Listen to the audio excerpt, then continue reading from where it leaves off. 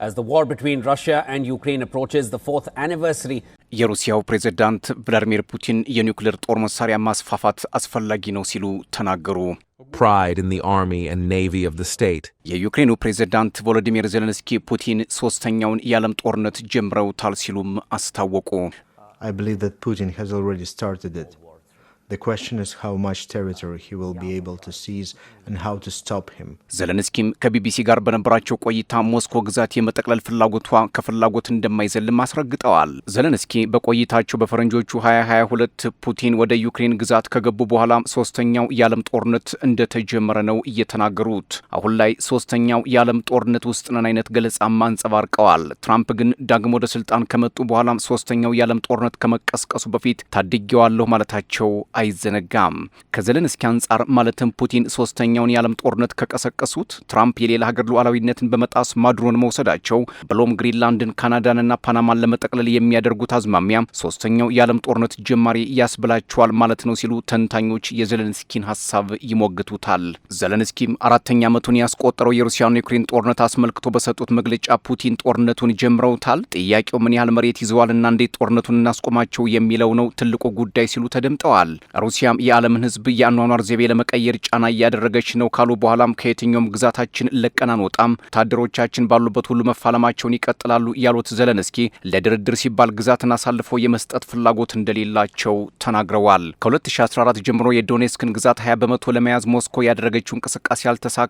ግን ደቡባዊው ኬርሶንና ዛፖሮዥያ በሩሲያ ቁጥጥር ውስጥ ናቸው። ከነዚህ ግዛቶች ለቀን ብንወጣ ሕዝባችን እንደመከፋፈል ይቆጠርብናል። ይህ ደግሞ የማይታሰብ ነው ሲሉ በግዛት ጉዳይ ከቶም ወደ ኋላ እንደማይሉ አስረግጠዋል። ዜሌንስኪ ባለፈው ታህሳስ ግዛትን አሳልፎ መስጠት የሚወሰነው በህዝበ ውሳኔ ነው ማለታቸውም አይዘነጋም። አሁን ለምን አቋማቸውን እንደቀየሩ ግልጽ ባያደርጉም የጸጥታ ዋስትና፣ የተኩስ አቁም ስምምነትና አሜሪካ መራሽ ድርድር ግዛትን አሳልፎ ለመስጠት የሚውል ከሆነም ለእኛ ተቀባይነት የለውም ሲሉ ተደምጠዋል። ዜሌንስኪ ባለፈው ዓመት ዩክሬን ወይ ግዛት አሳልፋ ትሰጣለች ወይ አስቸጋሪውን ክረምት ትጋፈጣለች ማለታቸውም ይታወሳል። ትራምፕ ዩክሬን ወደ ጠረጴዛው ስትመጣ መተው ያለባት ነገር አለ ማለታቸውም አይዘነጋም። ዜሌንስኪ ግዛት መንጠቅ ለፑቲን ለጊዜውም ቢሆን ደስታ ይሰጣቸዋል። አንዴ ግዛት ከወሰዱ በኋላ ግን ቢያንስ ከ3 እስከ 5 ዓመት መላው አውሮፓን ለመውጋት መነሳታቸው እንደማይቀር ከዚህ ቀደም የጀርመን ወታደራዊ አዛዥ የተናገሩትን በዋቢነት አንስተዋል ቮሎዲሚር ዜሌንስኪ። ዜሌንስኪ ግን ከዚህ ሀሳብ በተቃራኒ ፑቲን ከ3 እስከ 5 ዓመት አይቆዩም፣ ከ2 ዓመት በኋላ ወደ ሌላ አቅጣጫ ሊሄዱ ይችላሉ። ወደ የት የሚለው ግልጽ ባይሆንም ጦርነቱን ግን ከመቀጠል እንደማይመለሱ ግምታቸውን አስቀምጠዋል። ዜሌንስኪ ከቢቢሲ ጋር በነበራቸው ቆይታም ዩክሬን በዚህ 4 ዓመት ውስጥ ብዙ ተጋድሎ አድርጋለች፣ ድልም ወደ ዩክሬን መምጣቱ አይቀሬ ነው። ትራምፕን ሳይሆን የአሜሪካን ኮንግረስ እርዳታ እንዲያደርግልን መጠየቃችን አይቀርም። ስለ ትራምፕ ሳይሆን የምናወራው ስለ አሜሪካ ነው። የ30 ዓመት የጸጥታ ዋስትና እንዲሰጠን እንፈልጋለን። ፖለቲከኞችና መሪዎች ይቀያየራሉ ሲሉ ተደምጠዋል።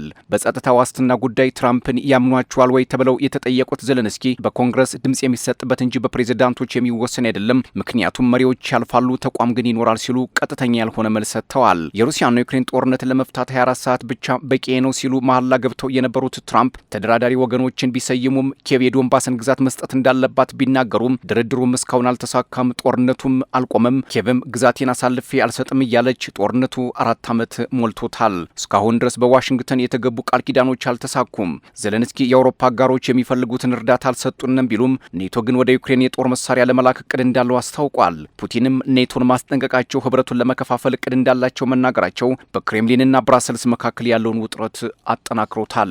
ከአውሮፓ ሀገራት መካከል በተለይ ጀርመን በተደጋጋሚ በፈረንጆቹ 2029 አውሮፓ ግዙፍ ጦርነት ከሩሲያ እንደተደገሰለት ትናገራለች። ሞስኮ ግን እኛም የጦርነት ናፍቆት የለንም፣ ከሁሉም ጋር ለመወያየት ፈቃደኞች ነን ብትልም አብዛኞቹ የአውሮፓ ፖለቲከኞች ግን ክሬምሊንን አያምኑም። ዜሌንስኪ በጦር ግንባር ያለውን ሁኔታ ለስለስ ባለመንገድ መናገራቸውም አንዳች የሽንፈት ምልክት እያሳዩ ነው ሲሉ የሚናገሩ አልታጡም።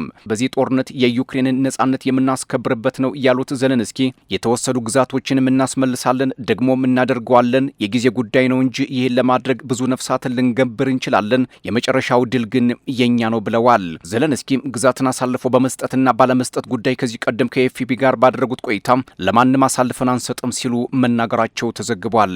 የፖለቲካ ተንታኞች የሩሲያና ዩክሬን ጦርነት ከሩሲያ አንጻር የመጻኢ ድል መወሰኛ ጦርነት ነው ሲሉ ገልጸው የኔቶን ወደ ቀጠናው መምጣትን ያወሳሉ። ከዩክሬን አንጻር ደግሞ እጣ ዕጣ ፈንታን መሰረት ያደረገ ጦርነት ነው ይላሉ። በሩሲያም ላለመጠቅለልና ሉዓላዊነት ለማስጠበቅ የሚደረግ ተጋድሎ እንደሆነም ይናገራሉ። የአውሮፓ ህብረትን፣ ዋሽንግተን፣ አንካራን፣ ሙኒክን፣ ጅዳንና የጄኔቫን ጓዳ የዳሰሰው የ4 ዓመቱ ጦርነት በርካታ መግለጫና ጉባኤ ተደርጎበታል፣ ግን ምንም መፍትሄ አላመጣም።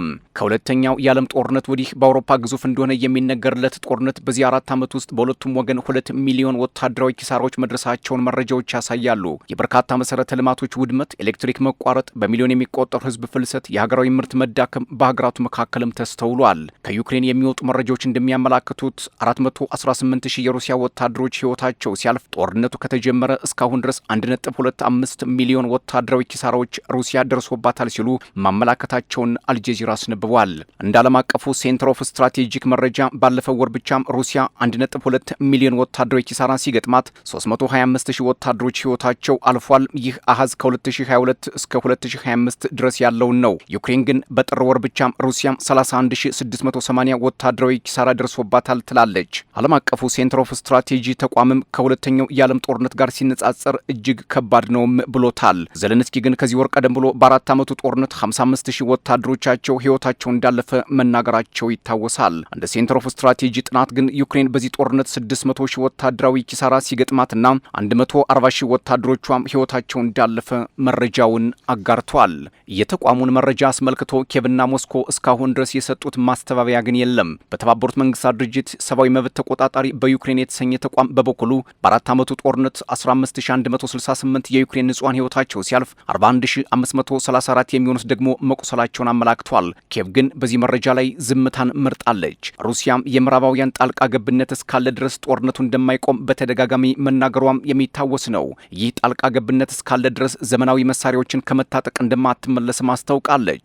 ዛሬ አርቲ ኒውስ ይዞት የወጣው መረጃም ሩሲያም የተራቀቁና ዘመናዊ ቴክኖሎጂ የተላበሱ የጦር መሳሪያዎችን ማምረቷ እንደምትቀጥል ፑቲን መናገራቸውን ነው። ፑቲን ዛሬ አባት ሀገራቸው ለማስከበር ለወደቁ ጀግኖች ምስጋና ባቀረቡበት ምስል ላይ ሩሲያም የየብስና የባህር ኃይሏን ለማጠናከር አብዝታ እየሰራች መሆኑን ገልጸዋል።